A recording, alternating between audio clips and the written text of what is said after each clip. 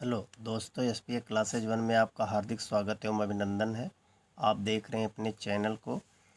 Math की class लेकर आए हैं। मैथ के प्रश्नों को, कई प्रकार के प्रश्नों का संग्रह करके वीडियो को बनाया गया है। वीडियो को लास्ट तक ज़रूर देखें ताकि आपके समझ में आ जाए और आपके लिए लाभदायक प्रश्न ज्ञात हो सकें। देखिए, यहाँ पहला क्वेश्चन लिखा है, किसी संख्या में 5 से भाग देने पर शेष 3 बचता है। किसी संख्या में 5 से भाग देने पर शेष 3 बचता है। यदि संख्या के वर्ग में 5 से भाग देने पर क्या बचेगा। संख्या के वर्ग में, अब कोई संख्या है, मान लीजिए संख्या यक्स है। यक्स में हम 5 से भाग देते हैं तो शेष हमें 3 बचता है। शेष हमें क्या बचा? 3 बचा। तो शेष, अब कह रहा संख्या के वर्ग में यानी एक्स स्क्वायर में अगर हम भाग देंगे तो क्या शेष बचेगा। तो संख्या के जो शेष है, शेष का ही वर्ग कर दीजिए।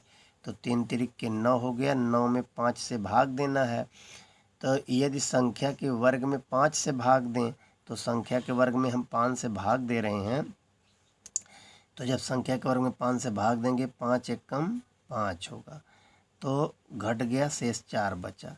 यही आंसर होगा। ये यदि संख्या के वर्ग में कहे तो संख्या तो ज्ञात नहीं है, जो शेष बचा है शेष में ही वर्ग कर दीजिए। शेष के वर्ग में अगर भाग देंगे तो शेष के वर्ग में भाग देंगे 5 से, शेष हमारा 4 बचेगा। यही आंसर होगा। इस तरीके से प्रश्न को हल कर सकते हैं। देखिए अगला क्वेश्चन क्या कह रहा है। देखिए दोस्तों, यहाँ अगला क्वेश्चन लिखा हुआ 1 गुणे 3 गुणे 5 गुणे 7 डॉट डॉट 99 गुणे 101 है के गुणनफल में कितने शून्य होंगे। तो देखिए, यहाँ अगर शुरू में 2-3 संख्याओं को चेक कर लें। अगर गुणनफल ज्ञात करना है, जैसे इनका अगर ज्ञात करेंगे, 3 एकम 3, 3 पचे 15, 15 सते 105। तो 105 हो गया। तो कहीं भी लास्ट में शून्य नहीं आया है कि गुणनफल में शून्यों की संख्या कितने शून्य होंगे। जो लास्ट के शून्य आते हैं उन्हीं को काउंट किया जाता है, बीच वाले शून्य को नहीं काउंट किया जाता है।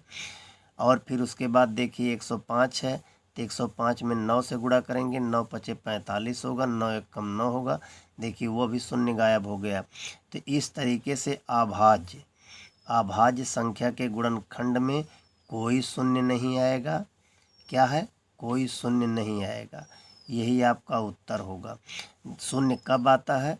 जब संख्या में 2 और 5 के गुणनफल हों, यानी सम संख्या में 5 से गुणा होगा तो लास्ट में 0 आएगा। तो यहाँ पर कोई सम संख्या नहीं, सारी जो संख्याएं हैं वो विषम हैं।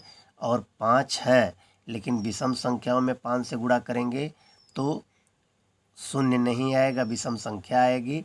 अगर सम संख्या में 5 से गुणा करेंगे तो शून्य आएगा। 5 संख्याएं विषम संख्याएं अगर ये नहीं होती तो इनमें से यह नहीं ज्ञात किया जा सकता। इस तरीके से प्रश्न में आपका उत्तर बहुत हल करने की ज़रूरत नहीं, खुद स्पष्ट है कि अभाज्य संख्या के गुणनफल में कोई शून्य नहीं आता है। तो यहाँ पर शून्यों की संख्या पूछा कितने शून्य होंगे, तो यहाँ शून्य शून्य होंगे, यानी कोई शून्य नहीं होगा। तो ये आसानी से बिना हल किए लगा सकते हैं। सिर्फ थोड़ी सी मेहनत करके जानकारी हासिल कर लीजिए। वीडियो को लास्ट तक देखेंगे तो तमाम तरीके की जानकारी है, इसलिए वीडियो को ज़रूर देखिए। देखिए अगला प्रश्न है, वह छोटी संख्या बताओ जो 8, 12, 15 और 20 से भाग देने पर शेष 5 बचे। तो संख्या क्या है? यहाँ शेष 5 बच रहा है तो हमें संख्या पूछ रहा है। तो सबसे पहले छोटी जब संख्या कहे तो एलसीएम निकालते हैं। तो यहाँ एलसीएम निकालेंगे 8, 12, 15 और 20 का लासापा निकालेंगे, छोटी संख्या ज्ञात हो जाएगी। तो देखिए 2 से काट दीजिए, यहाँ 4 हो गया, यहाँ 6 हो गया, 15 नहीं कट रहा, सीधे उतर जाएगा, या 10 हो गया।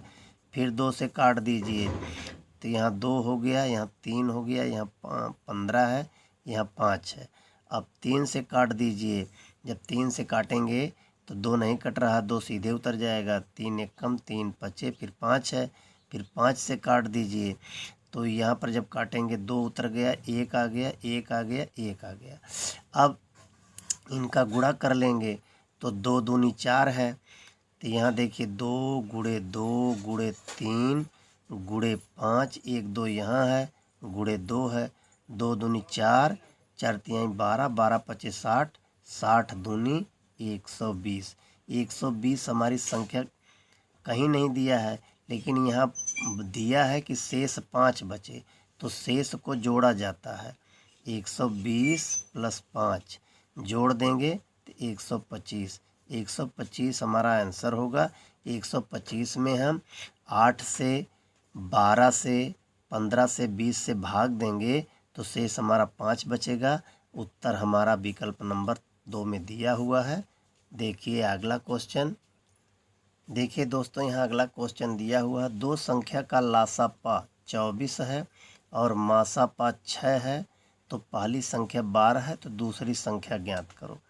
दूसरी संख्या के बारे में पूछा है, तो इसका सूत्र है, यानी दूसरी संख्या अगर हमें ज्ञात करना है तो दूसरी संख्या बराबर लासापा गुणे मासापा बटे पहली संख्या, यही इसका सूत्र है। तो लासापा इसका कितना है, 24 है, मासापा 6 है और पहली संख्या 12 है, तो दूसरी संख्या काट देंगे, 2 हो गया, 12 दूनी 24 होता है, 2 हो गया, 6 दूनी 12, हमारा आंसर कितना आ गया, 12 आ गया। इस तरीके से विकल्प नंबर 3 में आंसर मिल रहा है, यह विकल्प सही है। तो वीडियो आज यहीं समाप्त होती है प्रश्नों की। देखिए, आप लोग वीडियो को लास्ट तक देखें, लाइक और सब्सक्राइब ज़रूर करें।